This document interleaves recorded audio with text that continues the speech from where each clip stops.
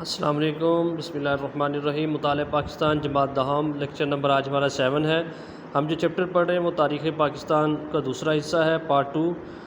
آج ہمارا ٹاپک عنوان جو ہے نیشنلائزیشن کے صنعت، تعلیم، کامرس اور تجارت پر اثرات۔ اس میں جو ہے ہم یہ چاروں میں سے آج صرف صنعت کو دیکھیں گے کہ صنعت پر کس طرح اس کے اثرات ہوئے۔ تو سب سے پہلے ہم چلتے ہیں اپنے ٹاپک کی طرف، اس میں بک میں دیکھتے ہیں۔ یہ ہے نیشنلائزیشن کے صنعت، تعلیم، کامرس اور تجارت پر اثرات، impact of nationalisation on industry, education, commerce and trade. صنعت، سب سے پہلے ہم نے صنعت کو آج ڈسکس کرنا ہے کہ ذیل میں نیشنلائزیشن کے صنعت پر مثبت اور منفی اثرات کا جائزہ پیش کیا گیا ہے۔ مثبت اثرات دیکھتے ہیں ہم، پازیٹیو امپیکٹ، جو مثبت اثرات تھے یا پازیٹیو امپیکٹ وہ کیا ہے۔ اب ہمیں پتہ 1972 کی لیبر اصلاحات سے صنعتی مزدوروں کا استحصال ختم ہوا۔ استحصال کہتے ہیں جو ان کا جو ہے ان کے ساتھ ظلم زیادتی ہوتی تھی وہ ختم ہوا۔ ان کی اجرتیں بڑھی، یعنی ان کی تنخواہیں بڑھی، اور دوسری مراد میں بھی اضافہ ہوا، اور اس کے ساتھ دوسری مراد میں بھی اضافہ ہوا۔ ابھی بھی آپ دیکھ لیں گورنمنٹ سیکٹر میں جو لوگ ہیں جو گورنمنٹ کی صنعتوں میں کام کرتے ہیں ان کی سیلری ان کی اور مراد بھی ملتی ہیں، لیکن ابھی بھی جو پرائیویٹ سیکٹر میں ہے ایون کہ لیبر قوانین موجود ہیں لیکن پھر بھی ان کو وہ بینیفٹ وہ چیزیں نہیں ملتی۔ صنعتی ادارے حکومت کو پورے ٹیکس اور ڈیوٹی ادا کرنے لگے، جس سے قومی آمدنی میں اضافہ ہوا اور ملک ترقی کی راہ پر گامزن ہوا۔ پھر تیسرا کیا تھا، مزدوروں کے ساتھ مل مالکان کا رویہ بہتر ہوا، کہ مزدوروں کے ساتھ پہلے وہ جو ہے اپنا غلام سمجھتے تھے لیکن پھر کیا وہ مل مالکان اور ان کا رویہ اچھا ہو گیا۔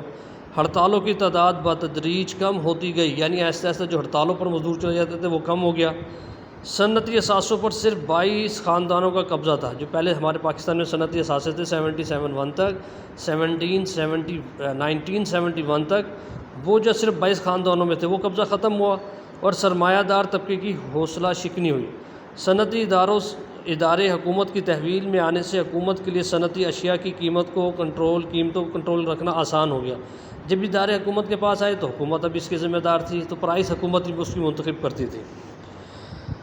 اب اس کے منفی اثرات بھی تھے جس کا اس سے نقصان کیا ہوا۔ صنعتوں کو قومی تحویل میں لینے سے سرمایہ داروں نے پاکستان میں صنعتیں کم لگانا شروع کر دی، جس سے صنعتی ترقی کا عمل سست ہو گیا۔ صنعتی اداروں کو تحویل میں لینے سے حکومت کے اخراجات میں بھی بہت زیادہ اضافہ ہو گیا۔ اس کا سب سے بڑا نقصان یہ ہوا، اور جس کا نقصان آج تک چل رہا ہے، وہ یہ ہے کہ جو اس وقت کے جو صنعت کار تھے پھر انہوں نے اپنا بزنس باہر کے ملکوں میں شفٹ کر دیا۔ وہ کیونکہ بڑے سرمایہ دار تھے 22 خاندان، انہوں نے اپنی انڈسٹری جو پاکستان سے باہر لگا دی، بنگلہ دیش میں اور دوسرے ملکوں میں۔ اس کا ہمیں نقصان یہ ہوا کہ ہمارے پاس انڈسٹری جو ہے جو جتنی تیزی سے لگنی چاہیے تھی وہ نہیں لگی۔ اور پھر کیا ہوا، جب گورنمنٹ نے ان کو اپنے انڈر لیا تو اس سے کیا ہوا کہ تنخواہیں زیادہ ہو گئی، الاؤنسز زیادہ ہو گئے۔ یہ سب چیزیں زیادہ ہونے کی وجہ سے حکومت کے جو ہے اخراجات بڑھ گئے۔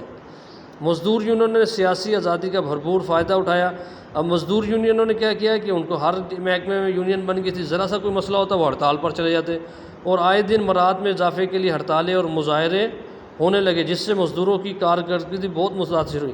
جب مزدوروں نے ہڑتالیں اور یہ کام شروع کر دیا بھی ابھی تنخواہیں بڑھائیں، اب ہمارے الاؤنسز بڑھائیں، تو پھر کیا ہوا، کام پہ ان کی توجہ کم ہو گئی۔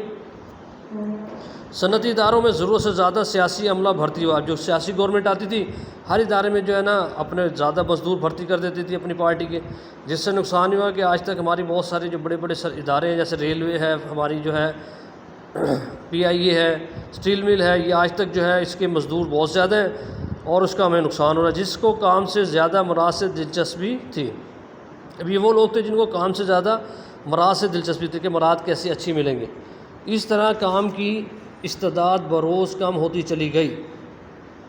صنعتوں کے تنخواہ دار افسران نے اپنی ذمہ داری کا احساس نہ کیا، جس سے ملک میں بدعنوانی فروغ پانے لگی۔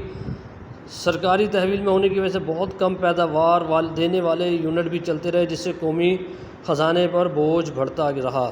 یعنی جیسے ریلوے بھی ہماری آج نقصان میں جاتی ہے، گورنمنٹ سپورٹ کرتی ہے، PIA بھی، وابڈا بھی، بہت سارے ہمارے ادارے ہیں جو کنٹینیوس جو ہے نقصان میں ہیں۔ تو حکومت میں تحویل کرنے سے یہ پاکستان کے خزانے کو بوجھ ہوا اور ہمارا خسارہ بڑھتا چلا گیا۔ تو آپ اس کو یاد کیجیے گا، امپورٹنٹ کوسچن ہے۔ السلام علیکم۔